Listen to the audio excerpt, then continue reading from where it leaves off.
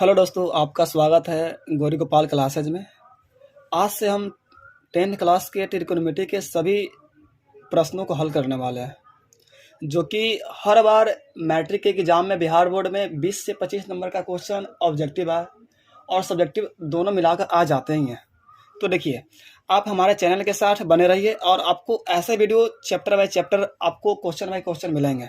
तो देखिए, आज हम प्रश्नावली 8.1 को सॉल्व करने वाले हैं।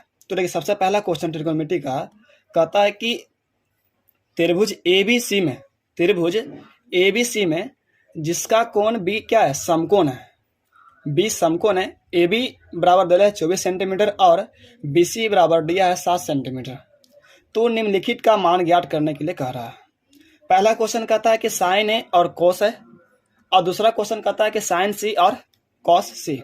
तो देखिए, सबसे पहला चीज़ आपको पता होगा कि त्रिकोणमिति जहाँ से भी स्टार्ट होती है वो होती है समकोण त्रिभुज से। तो सबसे पहले हम एक समकोण त्रिभुज पारते हैं। तो देखिए, यहाँ पर हमने एक समकोण त्रिभुज पार लिया। तो देखिए, हमने एक समकोण त्रिभुज ABC पार लिया। यहाँ पर B क्या है, समकोण है। तो हमने यहाँ पर क्या, यहाँ पे B बराबर क्या है, 90 डिग्री। तो देखिए, यहाँ पे B क्या कर लिया, समकोण यहाँ पे है, तो B हमने समकोण कर लिया।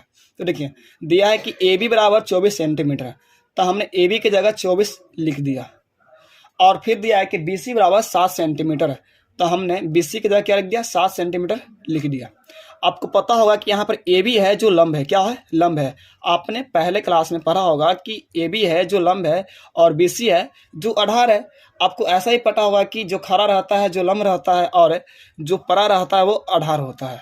तो आपको संकेत के लिए लिख सकते हैं हम, जैसे कि यहाँ पर AB हो गया जो लंब हो गया, और यहाँ पर BC है जो आधार हो गया, और AC है यहाँ पर कर्ण हो गया। तो देखिए, आपको AB पता है, BC पता है और आपको AC नहीं पता है। तो देखिए, हम कर्ण निकालते हैं, AC निकालते हैं कर्ण। तो देखिए, आप कर्ण बराबर सूत्र पढ़े होंगे कि लंब के स्क्वायर जोड़ आधार के स्क्वायर, अंडर रूट लंब के स्क्वायर जोड़ आधार के स्क्वायर। तो देखिए, हम निकाल रहे AC, यानी कि AB के स्क्वायर जोड़ BC के स्क्वायर।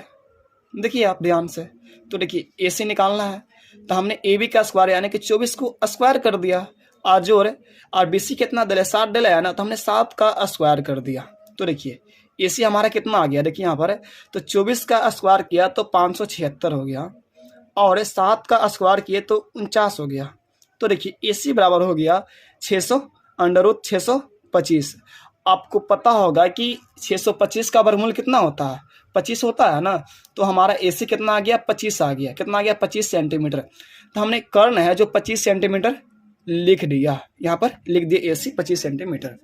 अब पहला क्वेश्चन देखिए, पहला क्वेश्चन कहता है कि sine A comma cos A।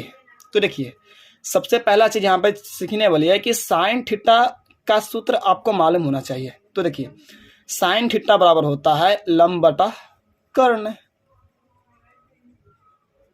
तो देखिए, यहाँ पर लंब बटा कर्ण होता है साइन थीटा का मान, परंतु दिया है कि कोण A के सापेक्ष में। तो कोण A के सामने कौन सा माने कि भुजा है। तो देखिए, कोण A के सामने आपको नजर आएगा कि कोण A के सामने आपको BC है ना, तो BC ही आपका क्या है, लंब है।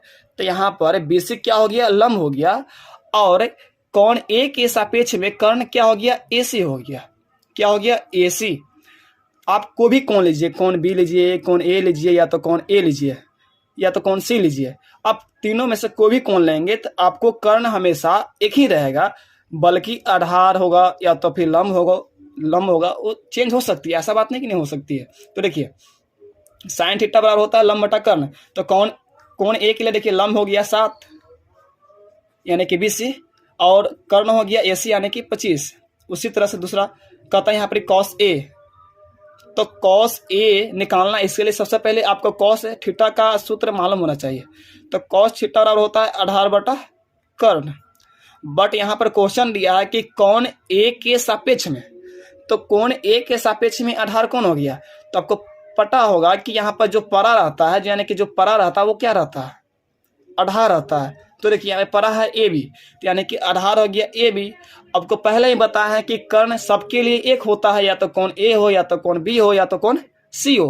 तो देखिए यहाँ पे कर्ण हो गया ए सी, यानी कि कोण ए के लिए आधार हो गया ए बी और कर्ण क्या हो गया ए सी। तो देखिए ए बी हो गया 24 सेंटीमीटर और कर्ण यानी कि ए सी हो गया कितना 25 सेंटीमीटर। ई आपका कोण ए के लिए साइन ए और कॉस ए का मान आ गया। कोण ए के लिए साइन थीटा का मान कितना आया 60/25 और कोण ए के लिए कॉस थीटा का मान कितना आ गया 24/25। अब दूसरा क्वेश्चन कहता है कि साइन सी और कॉस सी। तो देखिए आपको पहले ही पता है कि साइन थीटा बराबर होता है लंब बटा कर्ण, बट यहाँ पर क्वेश्चन दिया है कि साइन सी के सापेक्ष में, यानी कि कोण सी के सापेक्ष में क्या होगा। तो देखिए यहाँ पे कोण सी यहाँ पर है ना जी, तो कोण सी के सामने यानी कि जो खड़ा है वही लंब है। तो देखिए कोण सी के सामने क्या है ए बी, क्या है खड़ा है यानी कि लंब है, तो आप ए बी लिख दीजिए लंब है। और कर्ण आपको बताया पहले कि कोण ए हो कोण बी हो या तो कोण सी हो, सबके लिए कर्ण एक ही रहता है, यानी कि ए सी हो गया कर्ण।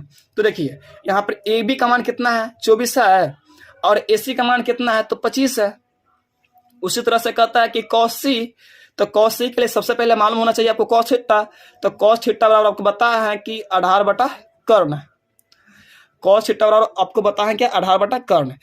बट यहाँ पे क्वेश्चन क्या पूछ रहा है कॉस सी के सापेक्ष में, यानी कि कोण सी के सापेक्ष में। तो देखिए कॉस सी आपको बताया है कि कोण सी के लिए यहाँ पर आधार है जो, यानी कि बीसी क्या है आधार है, यहाँ बीसी क्या है आधार है, लंब है ए बी और कर्ण सबके लिए एक ही है यानी कि एसी है। तो देखिए कोण सी के लिए यहाँ पर बीसी हो गया जो आधार हो गया और कर्ण यानी कि एसी हो गया।